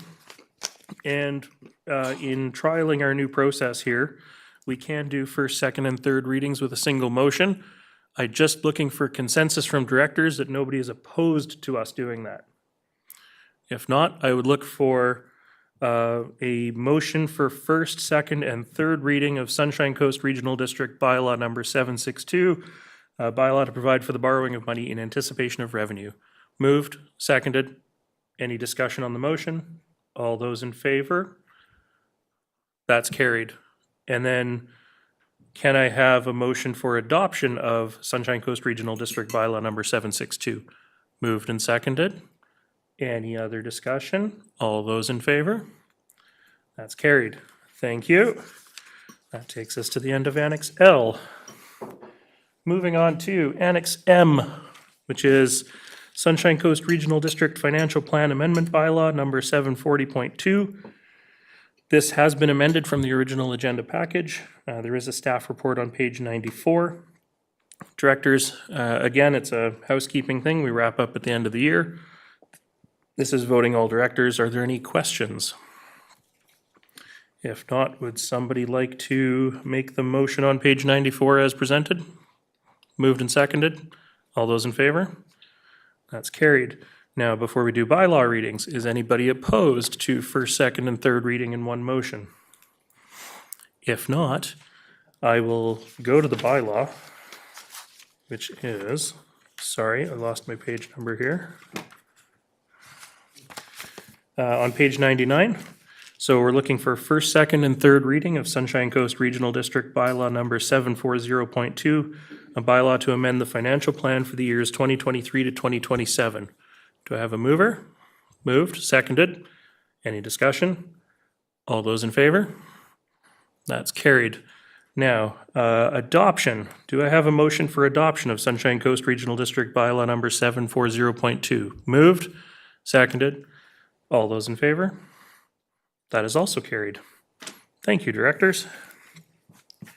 Next up, we have Annex N, Sunshine Coast Regional District Zoning Amendment Bylaw number 722.2. This has been amended in our package, but this is up for adoption. So, directors, I think it was voting that was amended on this item. Corporate officer? That is correct. Initially, it was on the agenda for first, second, and third reading, but it's here for adoption. Thank you. Okay, so that being said, electoral area directors, Can I have a motion for adoption for Sunshine Coast Regional District Bylaw Number 722.2, a bylaw to amend the Sunshine Coast Regional District zoning bylaw number 722, 2019? Moved, seconded. Any last comments? Rural directors, all those in favor? And that's carried. Thank you. Next up, we have Annex O, Gibson's West House Sound Fire Protection Service Amendment Bylaw Number 1027.9, 2023. So directors, this is voting all directors, one vote each. Can I have a motion for adoption of bylaw number 1027.9, 2023, a bylaw to amend Gibson's West House Sound Fire Protection Local Service Bylaw number 1027, 1996? Moved, seconded, thank you. All those in favor? That's carried. Thank you. Next up, we have Annex P, Transit Fees and Charges Amendment Bylaw number 646.626.4, 2023. Directors, before we proceed, is there any opposition to doing first, second, and third reading in a single go? Director Bax? Very well. Then directors, can I have a motion for first reading of Sunshine Coast Regional District Bylaw number 626.4, a bylaw to amend Transit Fees and Charges Bylaw number 626, 2010?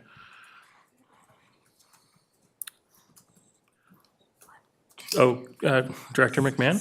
Yeah, reading this, it seems like the term day pass has been removed and replaced by maximum fare per day. Is that what's going on here?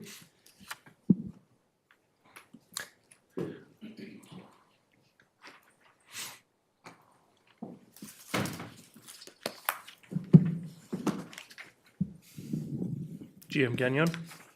Good afternoon. Thank you for the question. So I'll just jog some memories because this goes back several months. So there was a report brought forward on March 9th earlier in the year where I identified all the changes that would need to be implemented as it relates to UMO.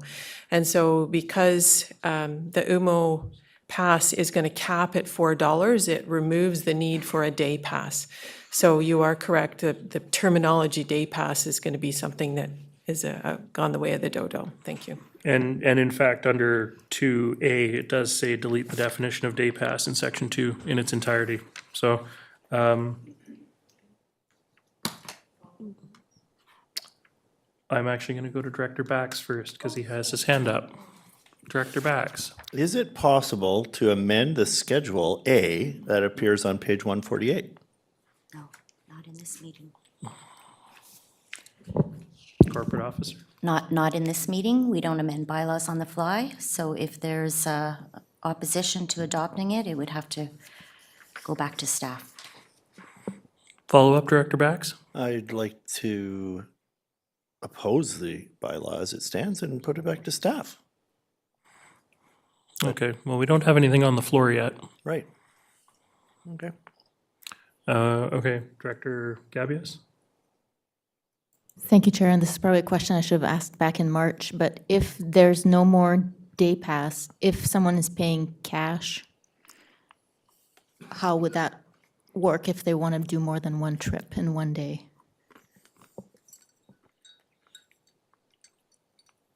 I think that was addressed back in March, but GM Gagnon. Yes, thank you. Thank you for the question. I just pulled up the report so that I can quote right out of the report.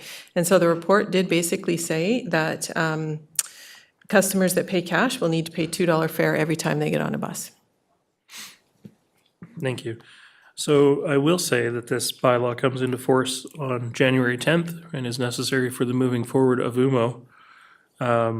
If we don't move this forward today, I don't know what the implications would be with regards to implementation of UMO. So I don't know if GM Gagnon Not good. weigh in on that, or the corporate officer. From a legislative perspective, it would come back to a January 11th meeting for consideration. We would be one day It doesn't have to be unanimous. legally, technically beyond, our old fare structure would stay in effect until this bylaw is adopted. So should it come forward on January 11th and be adopted that day, then at that point, we'd be able to amend our fees. I don't know what the departmental impacts of not implementing UMO on January 10th would be, so I'll leave the GM to speak to that. Thank you, and thank you for the question. So I will be the first to admit that it's been a trying process with sort of dates and reschedules, and BC Transit's doing their best to iron out and wrinkle out some of the bugs in the system, and so implementation has been delayed several months. We thought we would see this back in the summer. So we have an implementation deadline and needing to pass our bylaw so that we're charging fares that are congruent with the new software, that we have all of the hardware installed, and the go launch date is really a BC Transit thing. And so we're just trying to make sure that we're aligned and can implement as per the date, and that we're charging fees that are consistent with our bylaw. Thank you. I'm going to move first reading for Sunshine Coast Regional District bylaw number 626.4. And I've got a seconder for that. As is, this is voting B, D, E, F, Seashelt, Gibson's, SNGD. Directors, any other questions or discussion on the motion? Director Bax? I'd still like to see the student fares different so that we can gather information as to usage compared to the seniors. If it was $5 less, $10 less, this is the point I'm trying to make, is that with that difference in the price of the passes, we would be able to collect data to give us more information as to what the costs of student fares are. Okay. Thank you, Director Bax. Corporate Officer? I would just like to confirm the voting, because we're doing all 4 readings today, potentially. It will require a 2/3 majority vote to pass. It is a weighted vote. There are 15 votes in the room. We need 10 votes to pass this bylaw. Okay, thank you. Director White? I just wanted to state I completely agree with Director Bax when it comes to the need to separate out the youth fairs. I've heard from staff that they're determining a way to do that anyway. So I'm putting my confidence in that in supporting this, and I'm really hopeful that we manage to find a way to separate those out, even though they're the same number right now, the same cost. Okay, thank you. I don't see any other hands up, so I will call the question. Directors, all those in favor of first reading? And opposed? Director Bax opposed. The motion is carried. Director Bax, would you like your opposition recorded? Sure. Okay. All right. So next up, I'm looking for a motion for second reading for Sunshine Coast Regional District bylaw number 626.4. Moved, seconded. Any other discussion? All those in favor? And opposed? Director Bax opposed. The motion's carried. Director Bax, would you like your opposition recorded? Yes, please. Thank you. Okay. Sorry. Perfect. Okay.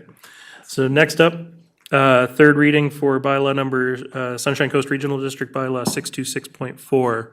I will move third reading. Seconded. Thank you. All those in favor? Opposed? Director Bax opposed. Motion's carried. Thank you. And then adoption of Sunshine Coast Regional District bylaw number 626.4. Moved and seconded. All those in favor? And opposed? Director Bax opposed. Motion is carried. Thank you very much. Thank you. Thank you, Director Bax, for your concerns, your comments. That takes us on to Annex Q, which is Sunshine Coast Regional District Water Rates and Regulations Amendment Bylaw. And I'm not even going to ask because I'm opposed to this one. So we're going to do individual readings for this one. And this is going to be voting A, B, D, E, F, and District of Seashelt. So directors, can I have Corporate Officer, I see your hand up. Is that left over? Or did you want to confirm voting?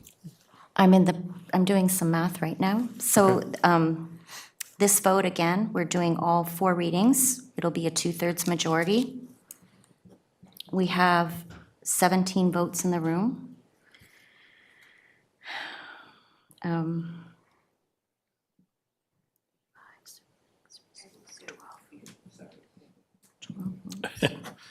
12 votes to pass.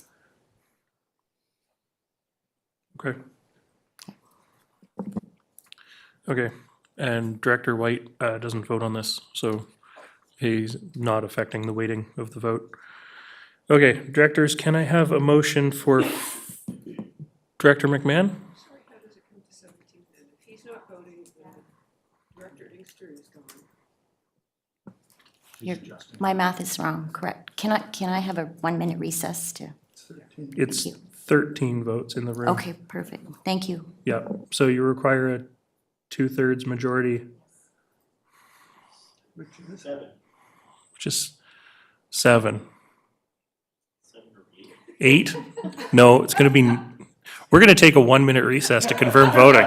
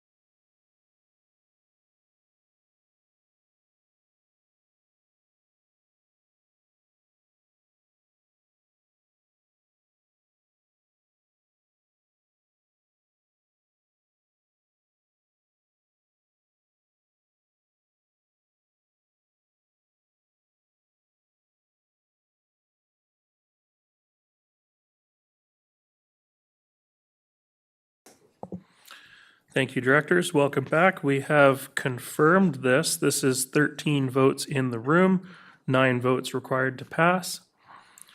So directors, I would look for a motion for first reading of Sunshine Coast Regional District Bylaw number 422.45, a bylaw to amend Sunshine Coast Regional District revised water rates and regulations bylaw number 422/1995. Moved and seconded. Any discussion? All those in favor? And myself opposed. Motion is carried. Thank you for the reminder, Director McMahon. There, now everybody online can see me. Can I have a motion for second reading for Sunshine Coast Regional District Bylaw number 422.45? Moved and seconded. All those in favor? And opposed? Myself. Motion is carried. Thank you. And third reading of Sunshine Coast Regional District Bylaw number 422.45. Somebody to move third reading? Moved, seconded. All those in favor? And opposed? Myself opposed. The motion is carried. And adoption of Sunshine Coast Regional District Bylaw number 422.45. Moved, seconded. All those in favor? And opposed? Myself opposed. The motion is carried. And that is adopted. Thank you, directors, for your patience as we work through this together. Next up, we have Annex R, which is Sunshine Coast Regional District Sewage Treatment Facilities Service Unit Amendment Bylaw number 428.26, 2023. This is for first, second, third readings and adoption. Weighted vote. A, B, D, E, F, 2 votes each. Rural directors, do you have any opposition to doing all 3 readings at once? Okay, if that is the case, may I have a motion for first, second, and third reading of Sunshine Coast Regional District Bylaw number 428.26? Moved and seconded. All those in favor? and that is carried. And can I have a motion for adoption of Sunshine Coast Regional District Bylaw number 428.26? Moved, seconded, all those in favor? And that's carried. Okay, thank you. That is Annex R complete. Next and finally on the agenda, we have Annex S, which is Wood Creek Park Sewer User Rate Amendment Bylaw number 430.16, 2023, single participant service. This is going to be voting all directors, 1 vote each. First, second, third, and adoption. Directors, is there any opposition to doing 3 readings in 1 vote? If not, I would look for a motion for first, second, and third reading of Wood Creek Park Sewer User Rates Amendment Bylaw number 430.16, 2023. Moved, seconded. Any discussion? All those in favor? That's carried. And can I have a motion for adoption of Wood Creek Park Sewer User Rates Amendment Bylaw number 430.16, 2023? Moved, seconded. All those in favor? And that's carried. Thank you.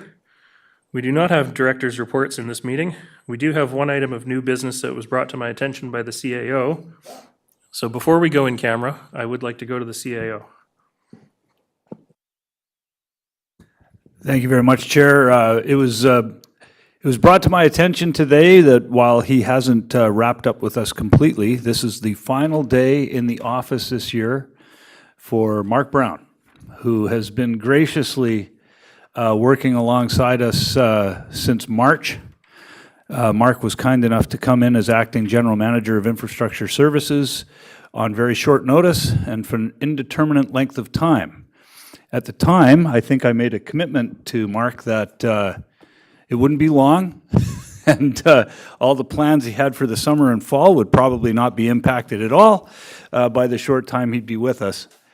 And I thought you were already in the room. I'm already making funny, and you weren't even here to hear it.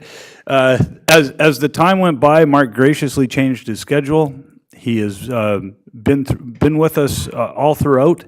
And in addition to the incredible job he did with our team in 2023, it was Mark Brown who greeted me as the acting chief administrative officer when I started with the Sunshine Coast Regional District in January of 2020. Mark, I just wanted to thank you so much for everything you do. It has been my honor. It is my privilege to serve alongside you, sir. I don't just consider you a colleague, I consider you a friend, and I thank you so much for everything you've done with us. Thank you. Thank you. GM Rosenboom? Yeah, thank you, Mark. When I first heard that you were going to be the acting GM, I was like, okay, that's good. My team will at least have a good leader and it will be taken care of. And when I came back, it was for me very pleasant to have you there as somebody that was willing to pick up everything that I could not do at that time and to help me coming back to where I am right now. So from the bottom of my heart, thank you.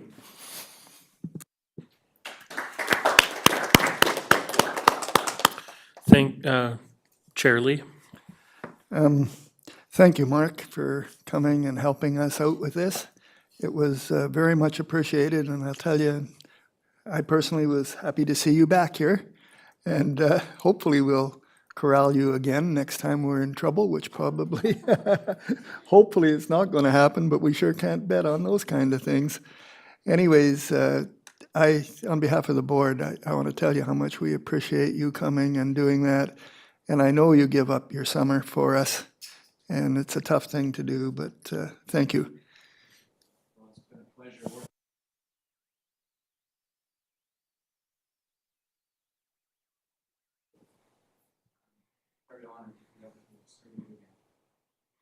Thank you very much. I think it's fair to say that Mark has definitely brought a huge contribution to this organization in both roles that he has participated with us. And obviously, we're happy to see you anytime, but hopefully we don't have to see you again too soon.